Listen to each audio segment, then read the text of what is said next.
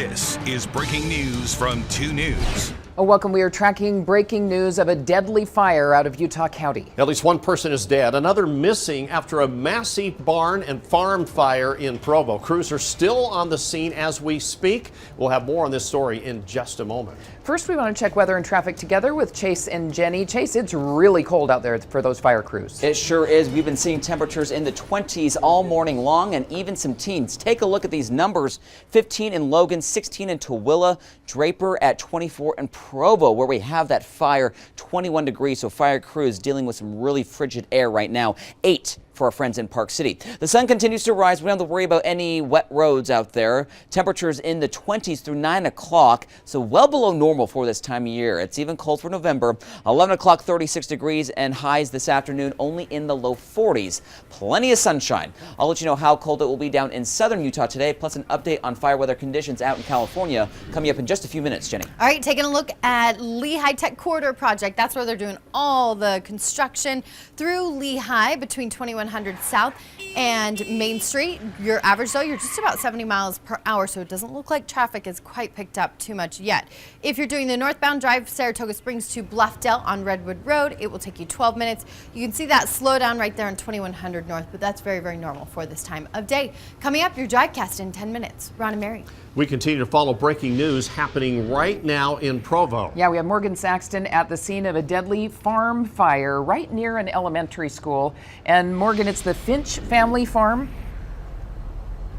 Yes, a terrible situation. In fact, we spoke with one of the relatives that live just down the street, and they said they've had quite a chaotic night. Many of them live along this road, and as the sun comes up now, we're seeing a lot of smoke, but they say it shouldn't impact students in this area.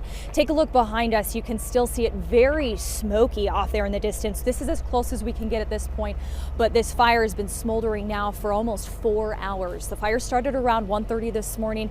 Crews were saying that it was very tough to put out. They had 5 agencies out here trying to handle the situation. Like I mentioned, we spoke with one of the guys who tried to wrestle some of the livestock in this area, who happens to be related to the farm owner. Take a listen to what he told us. Couldn't do much, just kind of watched the flames for a while, and then we kept finding goats that were running around that were singed, and just we wrestled a couple of them down into the water, just trying to cool them off and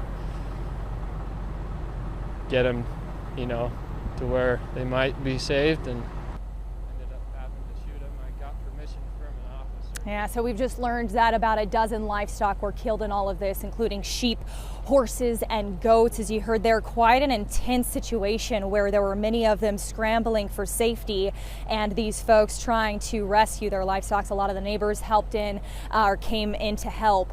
And this morning, the cause is still under investigation, but they're saying with the light outside now, it should help investigators try to determine a cause. As soon as we know more about the victim in this situation or that one person that's still unaccounted for, we'll be sure to pass that along. Guys, back to you. So one person found dead, and then there's one person we still don't know, right? At least one person unaccounted for. Initially, they said 2 people were missing, and they believe one of those people were the remains that they found inside one of these outhouses. Okay. Morgan, thanks. We'll check back with you soon for more information on this developing and breaking story.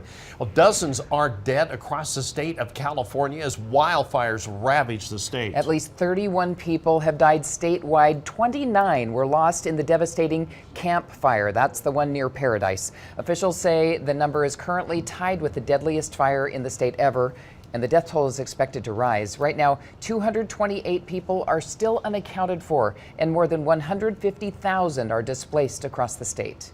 I've got a friend, his name's Danny Puccinelli, and I've posted on Facebook, texted him, phone calls, asking him to call us back, and still haven't actually heard from him. But how disheartening. We'd like to find him. Right now, officials working on the site of that fire have set up a hotline for people missing. Meanwhile, the Santa Ana winds have continued to pose an enormous problem for firefighters in Southern California fighting the Woolsey fire. That fire has scorched more than 130 square miles. So far, more than 175 homes have been destroyed by the unrelenting fire as people continue to flee the rapidly advancing inferno. I think it's burned. I think it's burned, but because it's neighbors' houses, I see it's already started to burn. At last check, the Woolsey fire is 15% contained, with high winds expected to continue to hamper the firefighting efforts. And residents are still under a mandatory evacuation order at the nearby Hills fire. The same winds hampering efforts a short distance away at the Woolsey fire are giving fire crews problems in the West Hills area as well. The fires are also creating a lot of smoke, making air quality dangerous for folks who are sensitive nearby. We do have a live look of the Woolsey fire to bring you this morning. Let's see if we can. Here's some video first, but then we'll get to our live look in just a moment.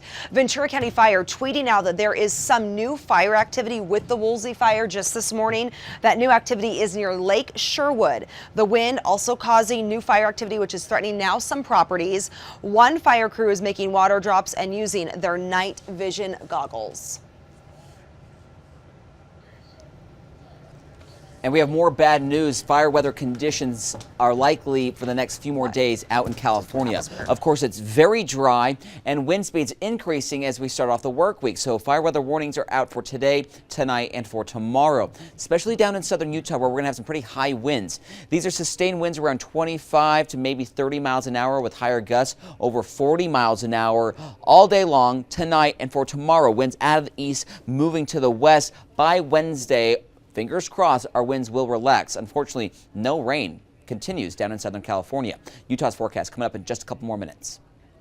Chase, thank you. It is now 6 minutes, almost 7 minutes after 7. And new this morning, gunshots ring out in Layton overnight. And now police tell us they are searching for the shooter. This all started just after 1 in the morning at the Quail Cove Apartments on North Hillfield Road. Police say two